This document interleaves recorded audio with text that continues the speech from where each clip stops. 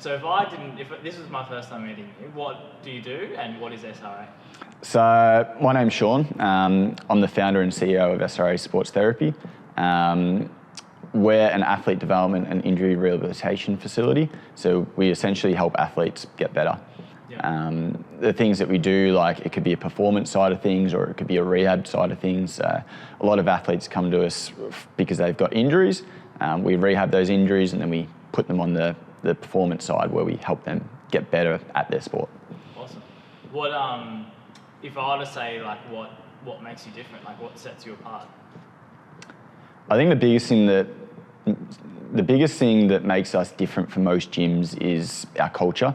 A lot of people focus on that high performance culture word and that cliche, but I think we have a really special community where everyone from like our grassroots athletes through to our full-time professionals, they actually buy into what we're about as a community and as a gym.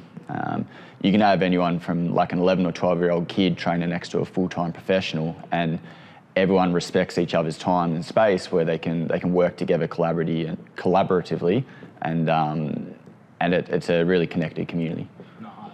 Where's that come from? Is that something you yourself as like is culture a word you have brought to it from the start? I think so. Like when I originally sat down and looked at what SRA was, so SRA is my initials, Sean Ryan Atkins, but I connected it with like describing words of what we did. So that was originally strength, recover and apply. After kind of a couple of years of having the community and the athletes around, like I started realizing that what we do is more than just descriptive words. I started connecting it to values and principles that shaped myself as a person, like growing up, and experiences that I had as a child, as a kid, as an athlete. I started connecting those core values of what were important to me, and I decided to scrap the strength, recover, apply, and connect what we did to belief, discipline, ownership, which they're our core values as a community. Do you know I never realised SRA was Sean? This would be Ryan. Yeah, this would be the first time I've publicly said that my middle name's Ryan. So you've sort of brought it from what you do as I guess that's the overlap with a personal brand in a way. Because did that start because you realised more personal, more better? I think I just came straight out of high school and I didn't know what to call my business, and I was like, SRA is my initials. It's an easy one to start with. You see PJC plumbing, or you see all these different types of small businesses, and being a young business owner and very raw to the game, I didn't think of anything bigger than that. But as we got into it quickly and we started bringing athletes through the door, and even before it was athletes, like we worked with everyone from gem pop to bodybuilders to grandmas who had sore lower backs that wanted to fix their pain. But as that started getting into the athlete development side, we realised that it was a little bit more than just SRA, which was the initials. Yeah. So that's a little recap of what you do. I want to know what drives you with it. So like I think when we first spoke, I used the word dream. Like what are the dreams with it, and what drives you, I guess, day to day with SRA? Good question. I think the biggest thing when it comes to what drives SRA for me is creating that environment for other people to have access to the things that I didn't necessarily have when I was growing up. I was born in Melbourne, moved up to a country town, Echuca, at a pretty young age. Was kind of big fish, little pond type situation, didn't know much better. I ended up traveling overseas and played high school basketball in America for a few years. And that experience kind of started shaping me. It showed me a lot of things of what was out there and what could be done with like the right guidance and support. So for me, like the strength and conditioning and the injury rehab side of things, it's still very raw in Australia. Like we have a lot of good science and a lot of good people coming through the ranks, setting the standards, but I find that for junior athletes in particular, like there isn't a lot of niche spaces like this that are creating an environment for athletes that they can, if they have a dream or a goal, like there aren't many places that are helping them actually achieve that or shaping them. Yeah, unreal. Let's go through, so you mentioned athletes. rattle off, we'll go one by one of some, but tell us who you've worked with. There's probably too many athletes to actually rattle off the tip of my tongue. Like in our short kind of time frame of being a business, like we've worked with a lot of athletes that have had a lot of success stories. But I mean, off the top of my head, like there's probably 4 that come to mind straight away, which would be Gemma Potter, Angus Glover, Alicia Froling, and Rahni Samason as well. Love it. Main sports, so obviously main basketball, but you do all sports. Yeah, so basketball is what I know best. Like that's what I've played growing up. That's kind of what's taken me around the world, shaped kind of my experiences. And if you ask anyone what I do in my spare time, it's usually watching film or watching one of my athletes play. But that also like translates into the other athletes that we work with. Like we've got boxers, paddlers, netballers, football. Like Rahni's a netballer, like a high-end netballer as well. And like we've got a bunch of different sports that roll through our doors. Yeah, cool. Let's start with Gemma. What have you done with Gemma? How long have you worked with her? So Gem's been an athlete of ours for about 3.5 years now. She actually came to us as a recommendation of a coach that I've worked pretty closely with down in Melbourne. Basically, Gem was like, she was a unicorn of an athlete coming through juniors. It was like the best on the floor when it came to athleticism, but didn't necessarily have ways of controlling that and was quite out of control at times. For Gem, unfortunately, she's actually done 2 ACLs, one on each side. We've taken her through both of those rehabs from start to finish, and like they've both been successful rehabs. The first one was an unfortunate one of how she did the second, but we successfully took her through both of those rehabs, and she's back playing some of her best basketball right now at the WNBL and NBL 1 levels.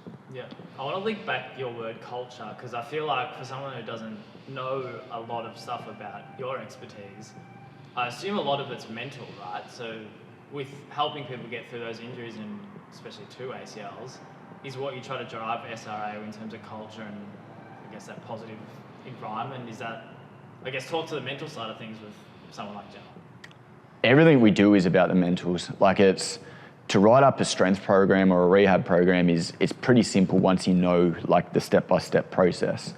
There's always things that come along that are unexpected that you've got to be able to tweak, and there's definitely a level of experience that you need to be able to write those programs and write a successful one. But the biggest thing is like helping athletes for who they are. And when you touch on the mental side, like it's the most important side of it. I think the one thing I find that all of the athletes we work with, like they've got what it takes to be great. It's how can we help them realise that and put them into positions to succeed and achieve those types of things. Yeah, unreal. Angus, let's talk about Angus. Similar question, focuses for him, how long have you been working with him? So Angus, very similar to Gem, like had a career riddled with injuries. For those who don't know, he's done 3.5 ACLs now. 3.5, there's a long story behind the half, but Glove can tell you about that one. But basically, Angus, through kind of some of the most important times of his career was, so around that age of 17, 18, 19, like that's when he started having his injury problems. And it sat him back for a long time as an athlete. Doing that many ACLs can test you in more ways than you can ever imagine, but he's someone that's really stuck at it, and we've been privileged enough to work with him on the back end of these injuries and across the last 2 years now, and at the moment he's playing some of the best basketball he's ever played, and in really good shape, strength and athleticism wise, and he's someone that's ready for a breakout year because of the work that he's put in on and off the court over the last 12 to 18 months. Yeah, let's dive into that a bit more. So he's coming into a season where people, as you just said, are probably expecting him to take that next leap. As someone who's, I guess, in his corner, you've spoken to me about your relationship with Angus briefly, but does that sort of fill you with pride and excitement that like someone that you've worked with is probably going to have, is set up to have the best sort of year of their career?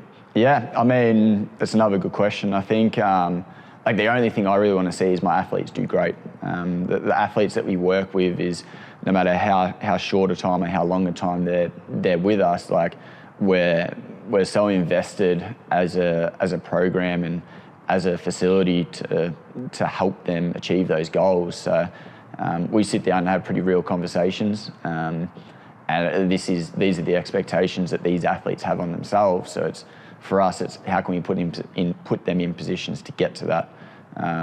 So Angus is one that he's really keen to take a good step forward in the NBL and play some of his best basketball and earn those rights as an athlete. And I feel like he's done a really good job of putting in that work and time to achieve that now. Love it. Alicia Froling? Alicia, yep. You mentioned, we'll talk about her and how long she's been working with you, but you also mentioned something interesting to me, I think yesterday, about switching hands, different type of client/relationship. Talk to us about Alicia. Yeah, so Afrol is another very interesting athlete. She's one that literally through injury that she couldn't control, landing on her wrist and having a couple of different kind of situations that put a lot of pressure to her wrist. She ended up having permanent nerve damage, which that's something that you never expect to happen as an athlete, but she was actually at the tipping point of her career of, well, do I give up basketball and go and get a 9-to-5 job, or do I find a way to make this work? And for her it was, well, I still want to play basketball. I feel like I'm good enough to be at this level, and still got goals that I want to tick off as an athlete. So she's put in a lot of hard work, similar to Angus as well, of, well, if it's not working this way, let's find a different route that's going to work, which for her was switching shooting hands mid-career. How do you do that? Like, do you work with an expert? I know your background's basketball, but do you work with any external people with Alicia? So with her permanent wrist damage, like Alicia has a lot of physios and specialists in her corner that are managing that. But then on the basketball side of things, it's all about getting reps up. So she has all of her skills coaches, her trainers. There's countless coaches that are putting in the work and the time to help her with that basketball side of things. My biggest role in this has just been being there for support, really, of, well, you've still got this goal, so we've got to be able to look at everything you're doing, whether it's in the gym, on the court, habits, mindset, it's piecing all of these bits of the jigsaw together to shape that and frame that mindset so that she can go out and confidently shoot with her opposite hand. Yeah, that's cool. Last one I heard, how long since it's been since she switched hands, and how has she been shooting, for example? So the numbers are getting better every year. She actually switched shooting hands the year that she got NBL 1 MVP. Wow. Was it left to right or right to left? It was right to left. So she's now a left-handed shooter. So she switched shooting hands, spent a lot of time working on it on the court during pre-season, and obviously, as you expect, numbers weren't that great. I can't remember what they exactly are, but she was able to work on that and build up a good base over time. And we've just finished our second off season where she's just moved clubs and about to play over Townsville in the WNBL, but she's the off season work that she's been doing on the court is she's shooting the best that she's ever shot. That's cool, very cool. Last one, Rahni. So talk to us who she is. I'm not familiar with, obviously, because I'm probably not too much into netball, but for people who don't know her, is this the one described as Steph Curry of netball? So Rahni is probably one of our niche athletes. Obviously, basketball is what we know best and who we work with, but Rahni is, she's a top-level netballer as well. She's been riddled with a lot of knee injuries and different kind of problems that have gone wrong in her career. But she's someone that over the last 18 months or so that we've been able to work pretty closely with to help her get her body right and work on the things that she needs to work on. So yeah, for those that don't know Rahni, she's literally like the Steph Curry of netball. They've just introduced a 2-point line, and she's one of the best shooters that can shoot from that range. But she's another one that just mindset-wise is a driven athlete and just needs that guidance and support. And for her, she's not your typical kind of netball body type. So she's one that needs kind of more of a unique program, and there's certain things that we've got to look at to help support her so she can stay on the court and be playing her best netball. Yeah. The other three sort of had specific things in my mind, at least, that's like a key part of their journey or thing. Is there anything specific on Rahni that you've been working with her on? Is it that different body type or different program? Yeah, so the big thing is like the conditioning side of things. Like Rahni needs to be in like great peak physical performance, but there's certain ways that we need to go about that to make sure that her body doesn't break down. So we start looking at things like nutrition, we look at like her recovery and the lifestyle habits, the training habits, the things that we're doing in the gym is similar to what other athletes are doing, but there's a lot more detail, and there's certain disciplines that we need to be able to attack to make sure that her body is primed and ready to go. Her hips is something that we need to work on a lot, making sure that they're free and they're moving well so she can stay agile. But it's putting all the pieces of the puzzle together.